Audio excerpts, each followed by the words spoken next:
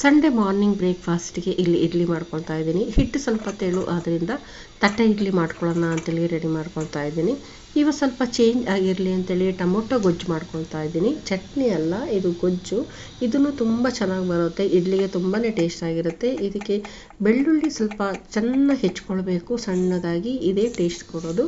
ಇಲ್ಲಿ ಸ್ವಲ್ಪ ಸಾಸಿವೆ, ಕಡಲೆಬೇಳೆ, ಉದ್ದಿನಬೇಳೆ, ಕರ್ಬೇವಿನ ಸೊಪ್ಪು ಎಲ್ಲ ಹಾಕಿ ಸ್ವಲ್ಪ ಬೆಳ್ಳುಳ್ಳಿ ಹೆಚ್ಚಿರೋದು ಹಾಕ್ಕೊಂಡಿದ್ದೀನಿ. ಹಸಿಮೆಣಸಿನಕಾಯಿ ಒಂದೆರಡು ಹೆಚ್ಕೊಂಡಿದ್ದೀನಿ. ಸಣ್ಣದಾಗಿ ಈರುಳ್ಳಿ ಹಾಕ್ಕೊಂಡಿದ್ದೀನಿ.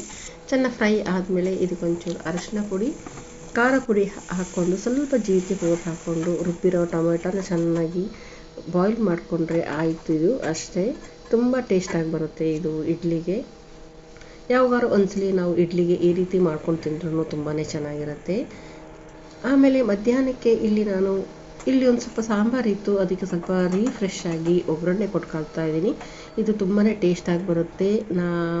ಹಳೆ ಸಾಂಬಾರು ಅಂದರೆ ಹಿಂದಿನ ದಿವಸ ಸಾಂಬಾರಿಗೆ ಫ್ರೆಶ್ಶಾಗಿ ಒಗ್ಗರಣೆ ಕೊಟ್ಟರೆ ಸ್ವಲ್ಪ ತುಪ್ಪ ಹಾಕಿದ್ರೆ ತುಂಬಾ ಟೇಸ್ಟಾಗಿರುತ್ತೆ. ಇಡ್ಲಿಗೂ ತುಂಬಾ ಚೆನ್ನಾಗಿ ಬರುತ್ತೆ. ಇಲ್ಲಿ ನಾನು ಟೊಮೆಟೊ ಗೊಜ್ಜು ಮತ್ತು ಸಾಂಬಾರು ಮತ್ತು ಇಲ್ಲಿ ಇಟ್ಕೊಳ್ತಾ ಇದ್ದೀನಿ. ಇವತ್ತಿನ ಬೆಳಗ್ಗೆದು ಸಂಡೇ ಮಾರ್ನಿಂಗ್ ಬ್ರೇಕ್ಫಾಸ್ಟ್ ಇದು. ಇದಾದಮೇಲೆ ಇಲ್ಲಿ ಏಂಜಲ್ ಫಿಶ್ನ ತರಿಸಿದ್ದೆ. ಇಲ್ಲಿ ಈ ಫಿಶ್ಶು ಸ್ವಲ್ಪ ದೊಡ್ಡದಾಗಿತ್ತು ಅಂಥೇಳಿ ಹೊಟ್ಟೆ ಭಾಗದನ್ನೆಲ್ಲ ಫ್ರೈ ಮಾಡ್ಕೊಳ್ತಾ ಇದ್ದೀನಿ. ತಲೆ ಮತ್ತು ಬಾಲದ ಭಾಗ ನಾನು ಇಲ್ಲಿ ಸಾರು ಮಾಡ್ಕೊಳ್ತೀನಿ, ಅದು ಇನ್ನೊಂದು ವಿಡಿಯೋದಲ್ಲಿ ತೋರಿಸ್ತೀನಿ. ಇಲ್ಲಿ ಫಿಶ್ ತುಂಬಾ ಚೆನ್ನಾಗಿದೆ. ಇದಕ್ಕೊಂದು ನಿಂಬೆಹಣ್ಣು ಹಾಕಿ ರೆಡಿ ಮಾಡ್ಕೊಳ್ತೀನಿ. ಇದಕ್ಕೊಂಚೂರು ಮಸಾಲೆ ಸ್ವಲ್ಪ ಚೆನ್ನಾಗಿರಲಿ ಅಂಥೇಳಿ, ಸ್ವಲ್ಪ ಗಟ್ಟಿ ಮಸಾಲೆ ಇರಲಿ ಅಂಥೇಳಿ ರುಬ್ಕೊಳ್ತೀನಿ. ಶುಂಠಿ, ಬೆಳ್ಳುಳ್ಳಿ, ಧನಿಯಾ, ಕರ್ಬೇವಿನ ಸೊಪ್ಪು, ಸ್ವಲ್ಪ ಒಣಮೆಣಸಿನ್ಕಾಯಿನ ಸ್ವಲ್ಪ ಬಾಯ್ಲ್ ಮಾಡ್ಕೊಂಡಿದ್ದೀನಿ. ಮೆಣಸು ಹಾಕಿ, ಜೀರಿಗೆ ಹಾಕಿ, ಸ್ವಲ್ಪ ಚಿಟಿಕೆ ಅರಿಶಿನ ಹಾಕಿ, ಸ್ವಲ್ಪ ವಿನಿಗರ್ ಹಾಕ್ಕೊಂಡು ರುಬ್ಕೊಳ್ತೀನಿ. ಇದು ಮಸಾಲೆ ಗಟ್ಟಿ ಬರುತ್ತೆ, ತುಂಬಾ ಟೇಸ್ಟ್ ಬರುತ್ತೆ. ಇದೆಲ್ಲ ಹಚ್ಚಿಟ್ಕೊಂಡು ಒಂದು ಅರ್ಧ ಮುಕ್ಕಾಲು ಗಂಟೆ ಸ್ವಲ್ಪ ನೆನೆಯಕ್ಕೆ ಬಿಟ್ಟು ಖಾರ ಹಿಡೀಲಿ ಅಂತೇಳಿ ನೆನೆಯಕ್ಕೆ ಬಿಡ್ತೀನಿ.